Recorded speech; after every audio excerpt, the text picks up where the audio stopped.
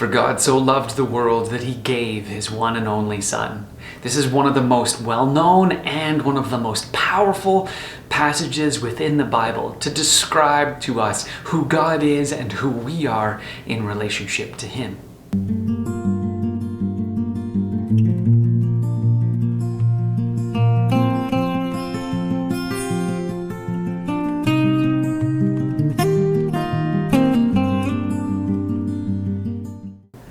One of the reasons this is so powerful is because it's packed with so much good news, so many good things. First, it's that God loves the world.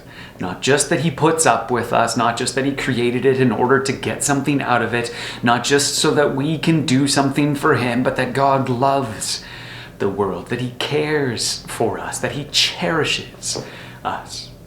And for God so loved. And this might refer to the way or the manner in which God loves the world, that he did so in this particular way. This is how he loved. But it might also refer to the extent of his love, that he is loving so much that he tried to provide the best gift ever. Now, every year I tend to fall into the trap of trying to find the best gift ever for those who I care about. And so I think about and I try to rack my mind around all of the things that maybe they mentioned over the previous year. And I also go around and I just search and explore all of the different options that are available. And I try to think about something that they have not thought about, but would be something that fills the niche or fills their souls in ways that they hadn't even thought about. Usually around this time of the year, I kind of give up on that and I just try to find some things that they will enjoy and not try to find the best gift ever. But God in Jesus gives us the best gift ever, because it's in Jesus we find and receive complete newness and the opportunity for an incredible future and new life. For God so loved the world that he gave his one and only Son. And because there is so much amazing good news in that statement, this time of the year, as we reflect on the gift of Jesus to us, it should cause us to change or maybe reshape the ways that we think about God and ourselves. The writer Anthony Campbell, in his book, God First Loved Us, wrote this.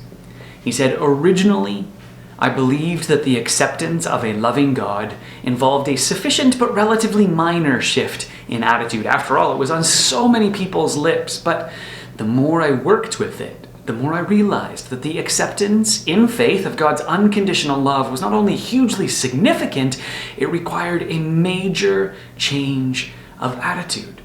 How radically is our image of God reshaped if we take seriously the belief in God as deeply, passionately, and unconditionally loving us?